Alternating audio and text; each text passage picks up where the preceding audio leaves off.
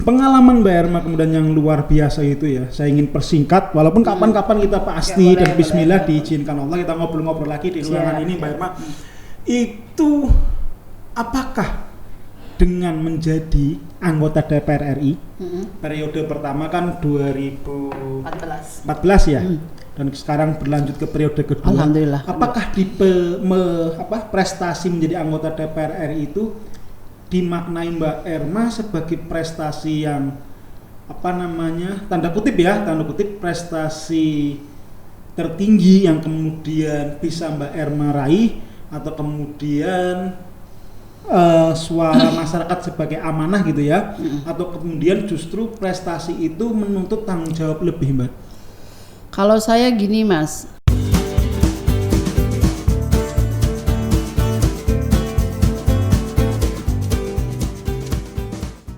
pengalaman Mbak Erma kemudian yang luar biasa itu ya, saya ingin persingkat walaupun kapan-kapan kita pasti dan bismillah diizinkan Allah kita ngobrol-ngobrol lagi di ruangan ini Mbak Erma.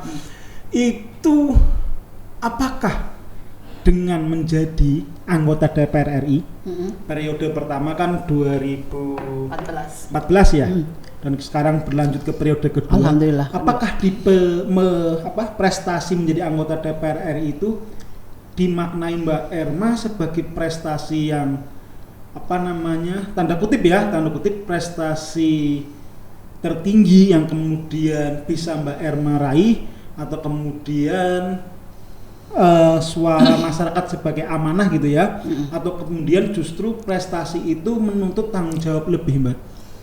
Kalau saya gini Mas, prinsip saya pertama bahwa saya dari dulu tuh tidak pernah punya cita-cita yang fokus dengan apa sih cita-citanya gitu kan. Iya, mengalir ya. Karena aku cita-citanya adalah menjadi orang berguna gitu aja. Bagi nusa dan bangsa. Bagi nusa dan bangsa. Agama dan keluarga.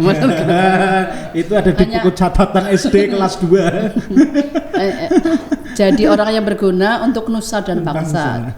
Itu aja sih seperti itu. Cuman jadi segala hal yang hari ini saya capai, itu tidak ada sesuatu yang membuat saya alhamdulillah puas banget, itu tuh enggak. Tapi bahwa alhamdulillah itu selalu ada, bahwa saya mencoba belajar apapun yang saya dapatkan itu selalu alhamdulillah itu kan. Termasuk misalnya hari ini segagal apa atau sesuatu yang kita ingin harapkan tapi tidak tercapai, itu juga saya anggap bahwa itu alhamdulillah, bahwa itu adalah sesuatu yang terbaik pada saat ini.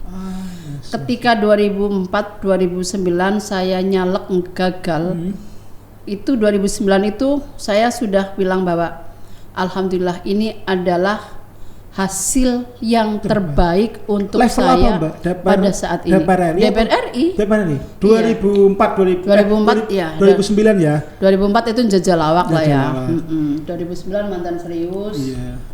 Dan berhasilnya kan di 2014. Berhasilnya 2014 dan jadi saya berpikir begitu. Jadi artinya sampai hari ini saya nggak ada keretak merasa bahwa apakah ini capaian tertinggi atau ada capaian yang ingin saya dapatkan lagi. Itu mengalir ya Mbak ya? Mengalir aja, saya nggak memikirkan atau habis ini aku mau mengejar jadi presiden misalnya gitu. Enggak juga. Atau mengalir jadi menteri, enggak juga.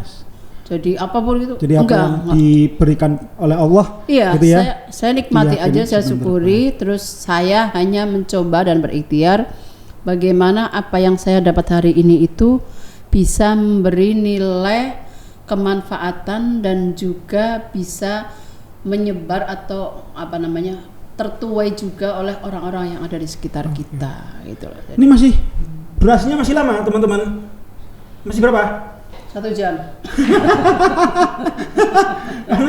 Banyak sekali yang kemudian bisa diekspos dari Mbak Erma ini, karena gini Mbak Erma, saya enggak tahu, yang jelas saya bukan hoax gitu ya, bukan berita bohong, cuma kemudian memang WA-nya sudah saya clear chat, apalagi HP saya baru.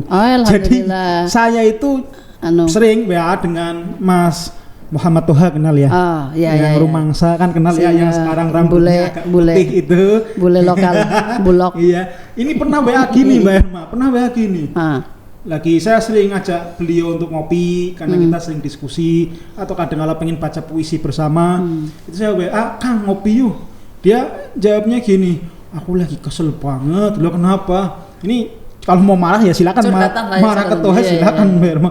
Juragane nyong kayak lah nggak kesel kok kegiatan bae nyong sing wis koleng. Itu asli. Rasain. Saya udah di-clear chat. Sebelum jawab juragannya rasain. Itu gimana sih? Kok tega betul nyiksa om tuh? Kan standarnya jam makan kon mangan.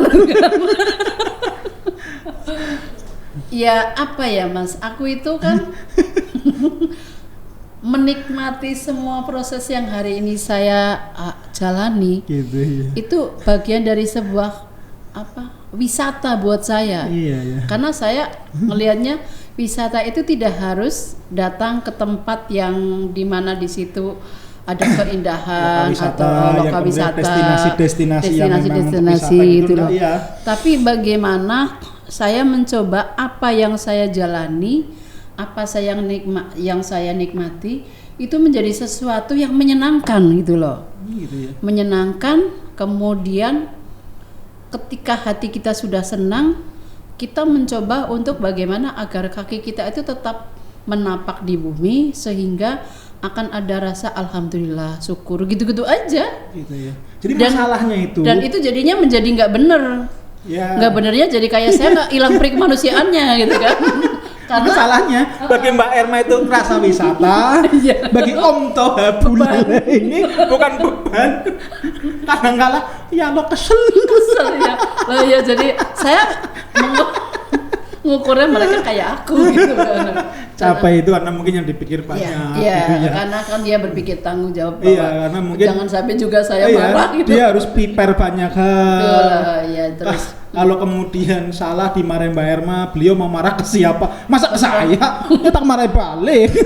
Aku ya beban. Tapi juga bukan cuma dia aja, saya tahu dan itu apa sih hal yang harus saya evaluasi juga untuk di saya ya. Karena bukan cuma dia saja yang istilahnya bahwa kalau ada keluhan itu bukan cuma dia. Yang nemenin aku itu si Cemplon Mbak Jarwati. Iya. Kapan-kapan Mbak Jarwati kita undang podcast juga. Boleh. Keluhannya sama capek. Saya juga kadang-kala pas beberapa hari mau lebaran itu habis traweh saya datang ke tempatnya Mbak Irma itu sampai mau sahur ya mau sahur aku pun capek betul ngomong ngobrol baru sekali padahal pulangnya saya bawa bingkisan. Apa udah nggak apa-apa, bersulet dawan-dawan. Makanya dulu itu aku dibilang itu kayak sepur itulah. Sepur ketemu lokomotif, terus jalannya apik gitu loh. Jadi kan terus ngejelas ke jalan, nggak mandek-mandek. Tapi memang gini Mbak Irma, menurut saya Rumangsa adalah sebuah tim dengan Mbak Irma, mungkin lokomotifnya ya. Tapi apapun kayak kami di Radar Banyumas, tidak pernah saya ngomong ke teman-teman redaksi itu lebih unggul daripada pemasaran, dari percetakan enggak.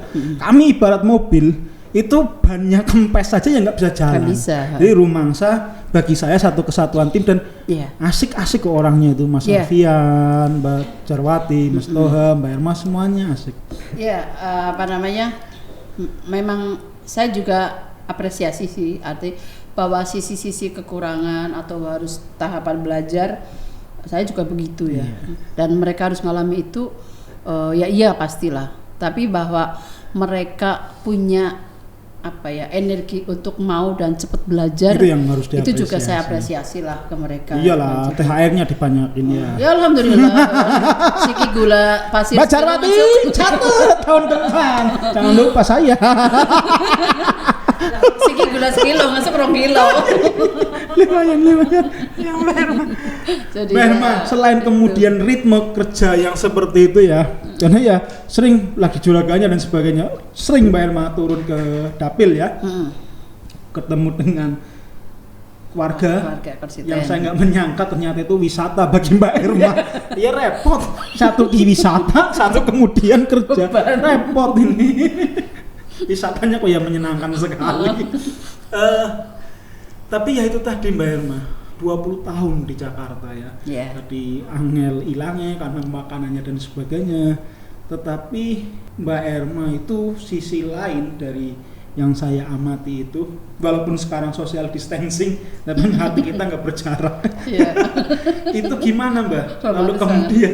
Lalu kemudian bagi saya saya pernah liputan di Senayan, saya pernah menjadi wartawan politik di Radar Banyumas juga, tapi liputan di Senayan itu kan atmosfer yang saya rasakan kan itu high betul ya, elit high. Betul. Tapi Anda Mbak Erma, Sis Erma ini pulang dari Senayan, ketemu konstituen, itu tetap kemudian bisa enak saja, ketemu dengan guru-guru yang enak saja.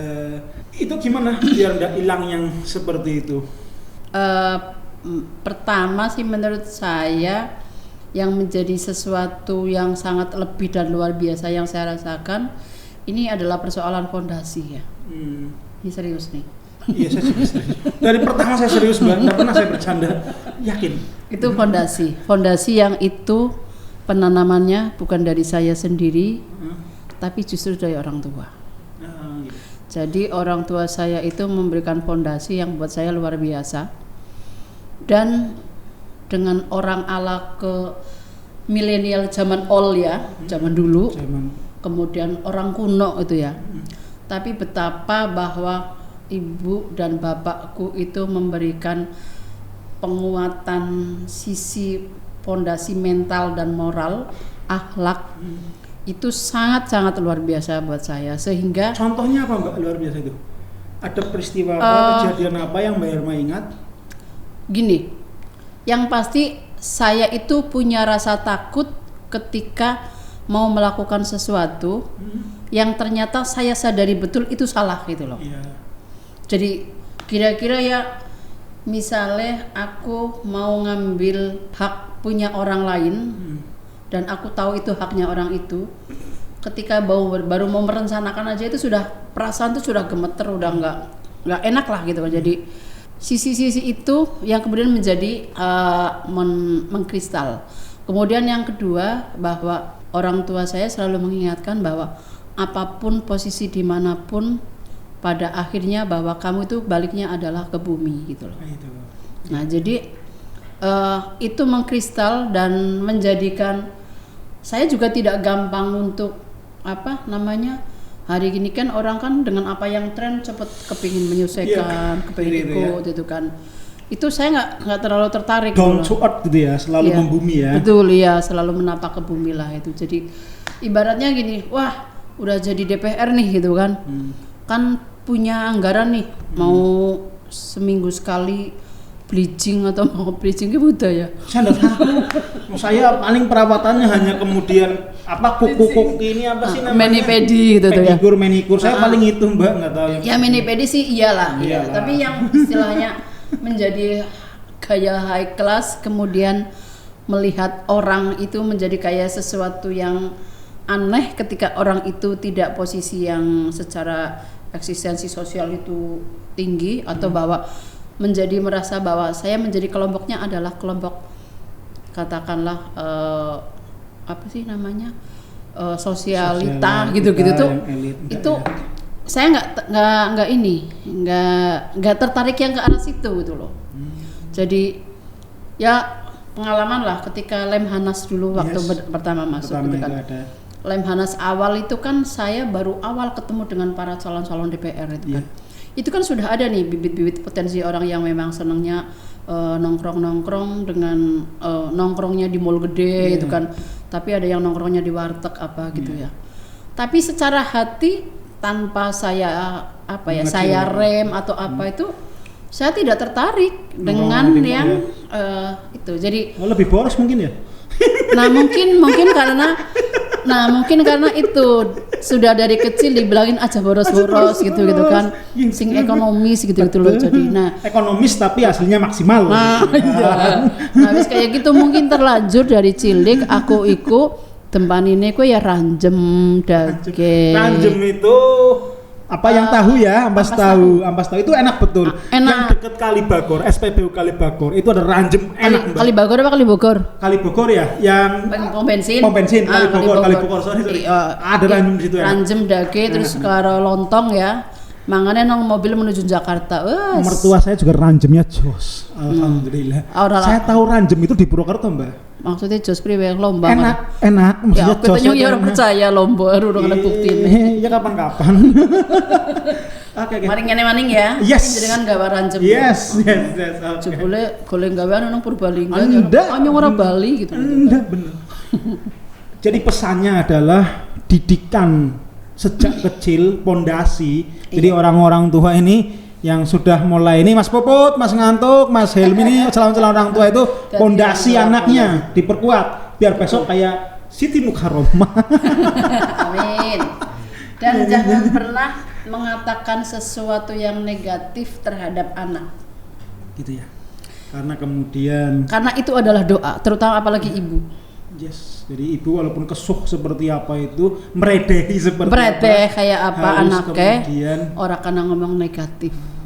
Oh nakal banget, maksudnya dari dokter gitu nakal. Ya. Ngomong nakal lagi dok, bejane ora bener kok. Oh gitu ya, siapa kalau nakal bahasanya? Bocahnya beli teman dari dokter gitu. Jangan bocahku masya Allah pinter gitu. Besoknya dari bupati gitu ya. Iya. Gitu mas kalau kepada anak. Ibuku itu waktu aku SMP. Gitu ya mbak ya. Ya bener. Waktu aku MTS di sini kan MTS Negeri Berkokan. Aku kan tinggalnya di Pamijan Sukaraja di dekat dari sini. Okay. Nah kalau hari Sabtu aku pulang ke rumah ke Dawan. Nah itu setiap aku pulang hari Sabtu itu begitu ucul-ucul sepatu kemudian ngesok tas aku langsung ke belakang ke kebun ngapain menek wit kelapa manjat pohon kelapa tingginya sekitar ya 15-an meter lah ya bawahnya itu kolam ikan naik ke situ terus main di kebun ya. Tapi yang penting fokusnya adalah naik kelapa karena aku mau ngambil kelapa muda, panas-panas kan seger gitu kan. Nah kalau lagi ngambil itu, ntar biungku ibuku ini, nang di dalam, kaget kan, wah nang wit kelapa ki. Ya Allah bocah, hati-hati, gagian mudun. Orang wani ngomong, bocah kok. Bukti gitu, nggak ada. Itu walaupun hanya kata-kata satu kata itu doang. Saya tahu kenapa kemudian Mbak Erma sekarang ada di Komisi 6 toh, yang termasuk perkebunan dan sebagainya. Karena waktu kecil suka naik ke pohon kelapa. Dan ternyata kemudian Mbak Erma juga fokus ke gula kelapa. Jadi tolong teman-teman yang kecil mulai ya kalau misalkan pengen jadi pokoknya mulai dari hari itu pengen jadi dokter ya mulailah kemudian main yang berhubungan dengan dokter pegang mana stetoskop main dari juragan duit itu kan mulai hari ini ya kalau lihat duit itu matanya hijau gitu. Gitu Mbak Erma ya. Memang luar biasa sekali saya sangat berterima kasih. Jadi ada beberapa poin dan ini belum kemudian kalau katakanlah buku lembaran hidup Siti Mukarromah sampai beliau posisi saat ini belum sampai ke halaman 5, ke halaman 7 itu belum, itu baru pembukaan karena masih banyak sekali kisah-kisahnya. Apalagi jenengan kan juga belum mengupas dari Nyong Cilik. Iya belum. Bisa ngompol itu kan urung kan? Belum lah. Karena yang ngompol itu agak susah nanti narik untuk inspirasinya apa. Kalau kemudian Mbak Herman naik kelapa, saya bisa narik inspirasi. Oh karena naik kelapa jadi Komisi 6 karena perkebunan, fokus di nira. gitu. Tapi memang luar biasa Mbak Herma. Saya berterima kasih sekali Mbak Herma Sudi rawuh di podcast Rendevius Radar Banyumas. Dan mudah-mudahan saya berharap sekali ini juga bukan yang pertama dan terakhir. Tapi kapan-kapan kita ngobrol yang lebih serius lagi, kita ngobrol yang lebih, ini juga serius. Ngobrol yang lebih kemudian mengangkat persoalan lokal-lokal di Banyumas. Kayak hari ini Mbak Herma kemudian bersama KPPU kan, berbicara tentang bagaimana kemitraan UMKM. Kita belum cerita seperti itu, apalagi UMKM di era pandemi, Mbak Herma ini kan luar biasa ya. Luar biasa. Semua terkena. Radar Banyumas itu juga ternyata usaha menengah loh. Usaha menengah kita, bukan usaha besar. Jadi kalau misalkan ada bantuan-bantuan UMKM, kita juga dapat. Kan usaha menengah. Saya tadi baca. Oli sembako. Saya tadi baca kriteria usaha menengah diantaranya karyawan minimal 20 dan penghasilan selama 1 tahun itu 50 miliar. Kita 20 oke, kita lebih 50 miliar ya kita nggak sampai 50 miliar. Jadi masuk usaha menengah. Jar itu tulis sembako ke sini. Berasa sing premium apa sing? Bukan pegawainya, usaha menengahnya. Jadi kan ada bantuan untuk UMKM berapa? 2.400.000 itu ya. Kan juga mengalir kepada ininya juga. Kepada pegawainya juga. Iya. Mas Bobot siap-siap baris per baris. Bantuan sembako UMKM. Tapi apapun yang dilakukan pemerintah memang mudah-mudahan bisa menolong masyarakat, bisa segera menstimulus ekonomi. Dan bagi kami terus berusaha untuk kreatif Mbak Erma, berkarya, mudah-mudahan juga bisa menginspirasi, mendatangkan kebaikan untuk semuanya. Amin. Mungkin sebagai closing statement ya Mbak Erma ya, satu pertanyaan selain luar biasa inspiratifnya tadi kisah Mbak Erma, apa Mbak Erma yang harus dilakukan pemerintah kabupaten?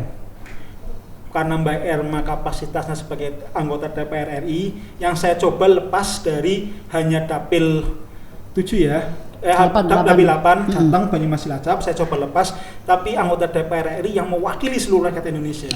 Cuma pertanyaan saya, apa yang harus dilakukan pemerintah daerah? Karena kita ada di daerah Mirma lokal ini, untuk kemudian kita bisa cepat pulih dari corona, kemudian dari imbas corona, dampak corona gitu ya, masyarakat tetap sehat, aman dan sebagainya. Kira-kira apa Mbak? Kalau berkaitan dengan penerapan aturan tegas iyalah ya. Tapi bahwa hari ini menurut hemat saya pemerintah daerah orang yang terdekat dengan rakyatnya langsung, dia itu harus betul-betul turun. Dia itu jangan hanya memegang data yang dia saat ini pegang dari laporan dan dia dapat dari pusat misalnya gitu. Tapi hari ini menurut saya pemerintah apapun bidangnya dia itu harus turun betul-betul, harus mau mendengarkan dan mendekati kepada seluruh kelompok masyarakat sepelosok apapun. Karena faktanya hari ini masih banyak yang masih terlewat dan masih pegang hanya data. Itu bisa akan menjawab ketika seluruh pemerintah daerah melakukan hal itu, kemudian hasil investigasi atau hasil mereka dekat dengan rakyat langsung itu terlaporkan ke atas, maka akan menjadikan sebuah data yang bisa disimpulkan bahwa apa sih yang harus dilakukan di titik A, titik B, titik C, itu seperti itu. Karena sangat berbeda ya tiap sangat berbeda. Dan ketika pemerintah bilang teriak-teriak bantuan UMKM, tapi ketika saya tanya UMKM yang seperti apa, yang di mana yang sudah dapat bantuan karena sudah setengah tahun Anda bicara itu. Ya nggak bisa jawab karena datanya masih berpegang seliweran dan masih berpegang yang dia pegang, dan yang di daerah itu dapatnya juga bukan berdasarkan karena dia faktual jalan. Ya kalau misalnya ngomong data orang tidak dapat sinyal gitu kan, daerah mana nih yang butuh bantuan sinyal misalnya gitu. Sebenarnya kalau semuanya digerakkan, persekolahan suruh gerak, kepala sekolahnya gerak, kan bisa kena dapat juga. Nah artinya di sini memang para pemangku kebijakan memang hari ini dengan kondisi ini itu bukan hanya menerima laporan, tapi harus turun memastikan betul bahwa laporan itu sesuai dengan apa yang terjadi di lapangan. Oke, mudah-mudahan itu didengar betul, dan saya yakin mudah-mudahan kepala daerah seluruhnya, karena kita kan YouTube ini Mbak, Rendezvous ini itu tidak terbatas demografis. Bahkan di Amerika aja Mbak bisa lihat ini. Di kepala daerah seluruhnya yang mendengarkan ini, melihat acara ini, harus kemudian yang sudah turun lebih turun lagi, yang belum turun ayolah turun. Itu dari pemerintah. Satu terakhir banget, yang mesti masyarakat lakukan? Apakah bersembunyi ketakutan atau move on atau kemudian seperti apa menghadapi pandemi ini, Mbak? Hidup kan harus yakin ya. Ya, yang harus yakin. Harus positive thinking. Yes. Tapi bahwa hidup itu harus kita jaga diri kita, iya. Jadi kalau mau menghadapi ini bukan kita sembunyi, tapi kita hadapi.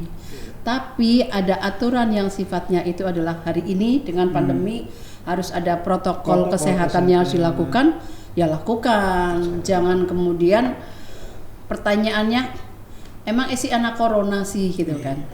Emang wedi sih karo corona. Nah, itu namanya orang yang tidak tahu diri menyepelekan sesuatu hal yang faktanya sudah jadi korban.